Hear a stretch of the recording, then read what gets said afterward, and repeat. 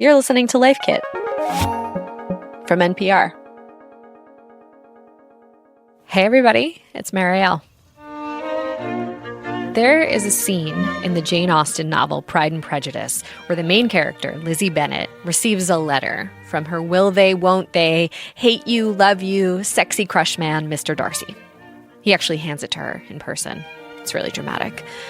And when I tell you the anticipation I felt as she opened the envelope, the way I got butterflies in my stomach the first time I read this letter, I felt like I was her. That obviously says a lot about the immersive magic of a good book, but also about the potency of a well-written letter. The drama, the intrigue, the focused attention that it drums up in the recipient. Rachel, Syme, and I are kindred spirits in this way. I loved reading novels that turned on a letter. I loved, watching You've Got Mail and The Shop Around the Corner and all these sort of films about correspondence and reading Jane Austen novels. I just loved the idea of letter writing. Rachel is a writer for The New Yorker, and she just published a beautiful book called Syme's Letter Writer. It is a guide for how to get into letter writing. And she says there are a lot of reasons to go down this rabbit hole. I think the first one that is really simple and kind of broad is just that it's enjoyable, that it's fun, that it is a way to spend your life and spend your time that actually has tangible results attached to it, and that you're building something with someone else. You're building a relationship, you're building an archive, you're building a body of work. Not a lot of people can say that about something they do that's just to pass the time. It's also a way to stay in the practice of writing, and it can help you form and nurture relationships that are unlike any others in your life. Because they are sort of divorced from time and expectation in a way that pretty much no other relationships are. Like my friends, I'm in group chats with them, text with them, they're constantly available, I'm constantly available, we're pinging each other all the time, I'm calling my family all the time, I'm checking in all the time with work people. The thing about the people that I write letters to is that, it's like the slow cooker of friendship, I'll write a letter to them. Maybe it'll arrive at their house, given the vagaries of the postal system, in 2 weeks. They'll read it, and I know that it will be read intentionally. And I have found that to be such a delightful rhythm when it is sort of contrasted against everything else that's bombarding us. Rachel is uniquely qualified to teach us about the pleasures of letter writing. Because a few years ago during the pandemic, she was looking for a way to spend less time on screens and more time connecting with people. So she went on social media, I know, ironic, and said basically, does anyone want to be my pen pal? I got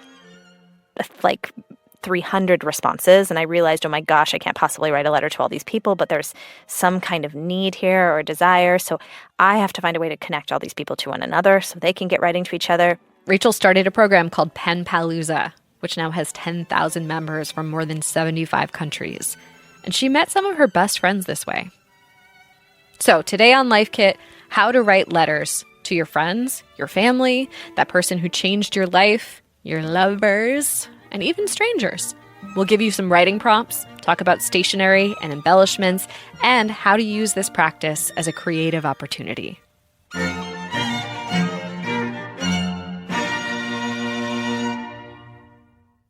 Okay, well, let's say I'm curious. Yep. You're letter curious. I'm letter curious. Correspondence curious. I'm thinking about sending my first letter. Yep. What language do you use when you are trying to, I'm not even going to say level up, I'm going to say go down this other avenue with a friend and you want to start writing letters to them? What do you actually say? In this day and age, I think you have to sort of couch it in a little bit of a silliness. Mm-hmm. So you have to say something along the lines of, I just got the most beautiful stationery and I've been dying to use it and write a letter to somebody. Would it be interesting to you if I wrote to you? Or, say, I'm interested in writing more. I'm trying to get more intentional about my writing. I think one way to really sell it to people is say, I'm trying to get off the internet. Mm-hmm. I'm trying to do less being on my Instagram at 2 a.m. and instead hanging out with my fountain pen and do more sort of purposeful, slow communication with the people that I care about. I'm making an active effort to do it. and I would love you to be the recipient of this attention. You can also write to strangers, right? How might you find strangers to write to? So social media is probably, I mean, I hate to say go there because I'm trying to tell everybody to get off of there in order to write letters, but I think to find somebody to write a letter to, it's a great place. If there's anyone that's sort of like your mutual on Instagram or, that you've been following for a while and they've been following you, you can always try to write them a direct message and say like, hey, I'd love to write you a letter. I'm doing this thing where I have beautiful stationery and I'm trying to write letters to people. You'd be surprised how far that sort of approach will take you. There's also, other pen pal exchanges online that you can find. There's a great site that's been around since I think the 90s called Post Crossing, which I love, which allows you to send postcards to anyone in the world. And you can, you'll get a bunch of people to send postcards to, but you can always include your return address and say like, I'd love to keep this exchange going. There's great websites where you can write letters to prisoners. You can write letters to, you could join a mentorship program where if you're an older woman writer, there are younger women who want to become writers and need mentors. And often those relationships are based in correspondence or an epistolary communication. I feel like it's kind of like a law of attraction thing. It's like once I started writing letters, I found a lot more people to write letters to. It just became so like part of my life. Okay, takeaway 1. If you want to receive letters, start writing letters. You can reach out to friends and family, ask if anyone's interested in getting a letter from you. You could also send a letter to someone who made a difference in your life, your 3rd grade teacher, or that person who showed you kindness in a moment you really needed it. And if you want to write to strangers, there are programs you can sign up for. Or you could send some fan mail. Rachel talks about that in the book too. Write to an author. Tell them how a certain passage in their book has woven its way into your soul. How you felt alone in the world until someone else put your exact feeling into words. That kind of thing means a lot to people. Okay, let's move into the very tactile part of this. Choosing your paper. Yep. Very personal. Yeah. How do you start to decide? First of all, like, are you handwriting or using a typewriter or even printing off the computer? And then what paper are you going to use? Well, I think you should do whatever you want. It's a free-for-all, really. But I write my letters by hand for the most part, though I have carpal tunnel now from doing such a thing. Yeah. And I have a really beautiful fountain pen that I use that's very smooth writer and doesn't require much of my wrist strength. But whatever way you choose to actually get the words on the page, totally up to you. If you do want to go down the rabbit hole of handwriting and pens and fountain pens and calligraphy and ballpoint pens and, going to the pen store and going nuts. I mean, you can go so far down that rabbit hole. It's endless and very addictive. In terms of paper, I mean, again, so personal. I have sort of so many different types of stationery at this point that I change my mind every single day. Sometimes it's, a beautiful piece of Florentine stationery. Some days it's a note card. Some days it's a postcard. Some days it's vintage hotel stationery. Some days it's onion skin paper because I love the way that feels. Some days it's this pink notepads that I write on because I learned that Jacqueline Suzanne, who wrote Value the Dolls, always wrote on pink notepads. And for some reason, I just had an instant craving for pink legal paper and then ordered 100 of them. A lot of people I know, collage their letters, do watercolor, sort of create their own stationery. I mean, I have people who I know who have personalized letterhead. I have other people that will write on found paper, napkins, the back of other things, recycled other printouts from work. It really is so open that there are no rules. Mm-hmm. I'm opening up to the page where you give writing prompts. Oh, yeah. Because I think it could be hard if you're just writing a letter for the first time, unless it's to congratulate someone on something or whatever, or thank them, to know what to say. Right. This whole book is one big writing prompt is how I saw it, basically. Yeah. Yeah. But then specifically, you have some that I like. I'm just going to read a few of them. Sure. Write a series of letters while sitting on public benches at the park. Describe the people who walk past. Inside a museum, describe the art you see while sitting down. Outside a coffee shop, describe the dogs that trot by. It sounds like description is a great way to go. Yeah. I think that literally if you don't know what to write about what you did that day. I think I start the book with a section that's called How to Write About the Weather. Because a lot of people begin their letters with what's going on in the weather, and they apologize for it. They go I'm so sorry, I'm boring you because I'm talking about how it snowed today. And my contention is that there's can be a great thrill in writing about the seasons and the weather and detail and sensual experience and the way you move through the world. And a lot of people don't do that. Write a detailed account of the last time you got food poisoning. Do you know what the culprit was?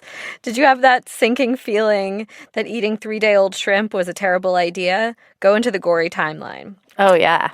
It's very generative. Everybody remembers, and they will never eat that thing again, whatever it was. Mm-hmm. You do have a section in here about how to write a love letter. Mm-hmm. And that is something that often involves imagination, as you note. If you were here, I would do this to you. That's a pretty classic formula for sexting. Steamy. So with love letters, any particular tips you want to share? I think that, a love letter, first of all, you can write a love letter to anyone in your life, not just somebody that you're in a romantic relationship with.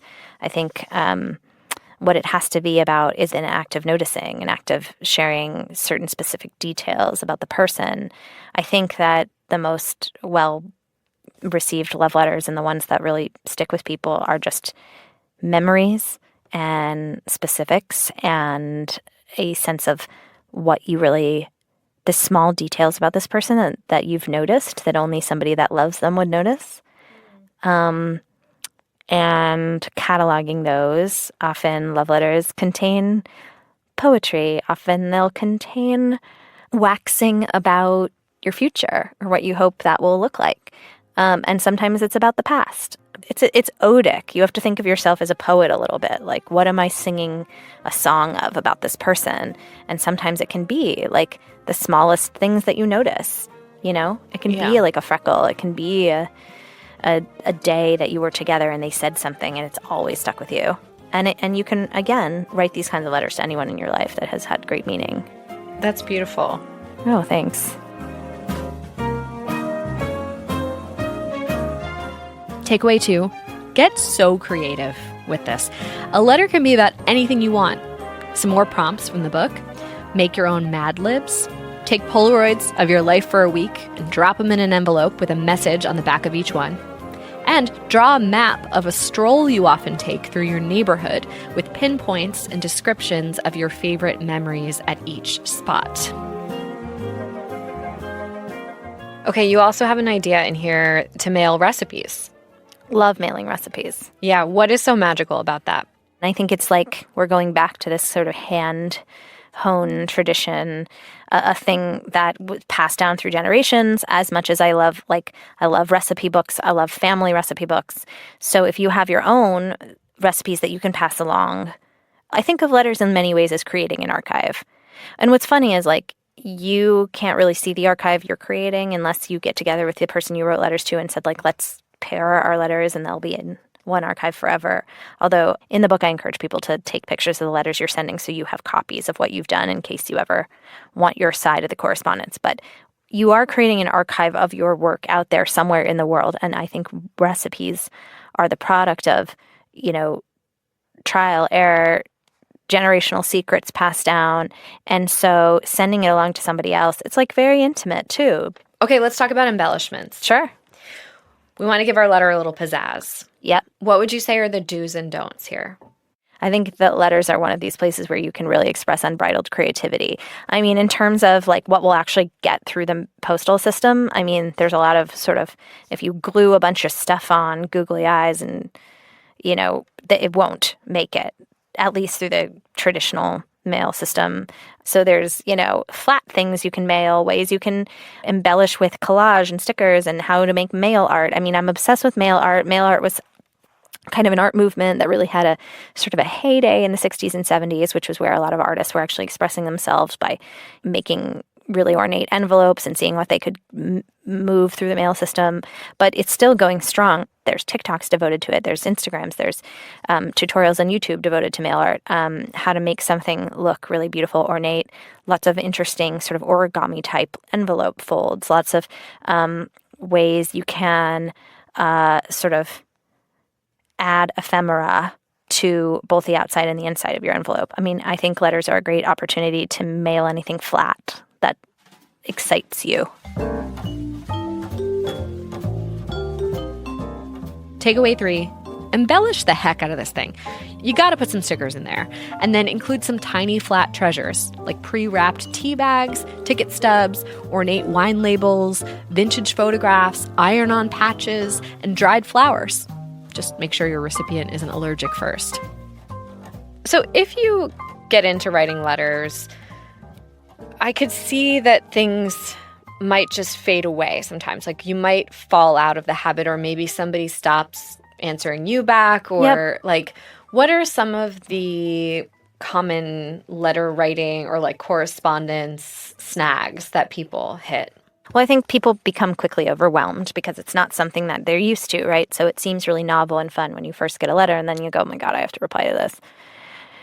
It's a muscle like any other thing that can be worked out. But, so I think that I think starting small is really, really good and really healthy.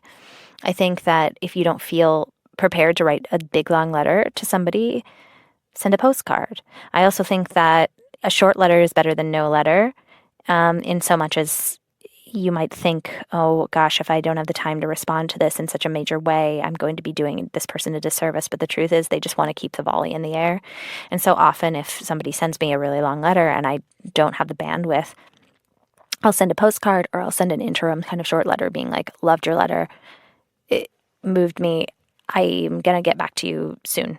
But in the meantime, here's a silly, vintage hotel thing. So I think you can hit snags of being so overwhelmed that you just stop. And I think maybe the idea is just to keep the ball in the air is really useful. I think also just sometimes correspondences run their course. I think that I have several people that I started writing to at the beginning of this project, for example, that I'm still writing to.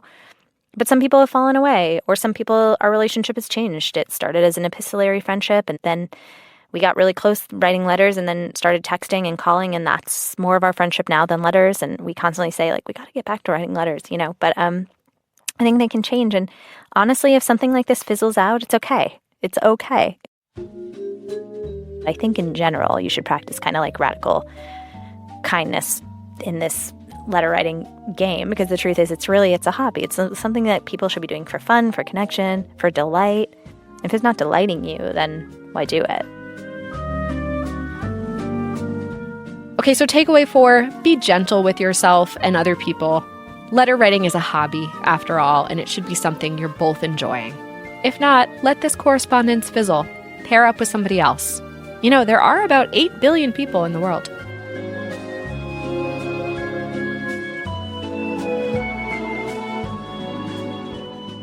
Okay, you have a page in the book about signature sign-offs. Yeah. My favorite, from Zora Neale Hurston in a letter to, is it Elaine Locke or Alan Locke? Alain. Alain. I don't know. It's French. Forgive me, French speakers. Okay, so in a letter from Zora Neale Hurston, she says, "So long, old cabbage." Mm-hmm. I just freaking love that. I love that too. I mean, I think in France, people call each other little cabbage, mon chou, or whatever for as a sort of like term of endearment. But Okay. yeah, I think it's cute. I think everybody should come up with their own signature sign off. I think that's a great eccentricity to have. Will you tell me yours? Yeah, I mean, I have different ones that I use for different people. I often call people kids, so I'll say, until the next letter, kid. Mm-hmm. Right back, kid. Even if they're older than I you? also say, see you in the mailbox. See you in the mailbox. Yeah. That's cute. It's cute. Love to be cute. Okay, our final takeaway is come up with a signature sign-off, one that is uniquely and unmistakably yours. Here are some that I'm workshopping. So long, sweet pea. Bye-bye, cutie pie. See you in my dreams, darling. Catch you on the astral plane. Y hasta luego, guapo. Okay, Rachel, thank you so much. Thank you. I hope people write letters and find joy in this practice. Okay, letter writers, it is time for a recap.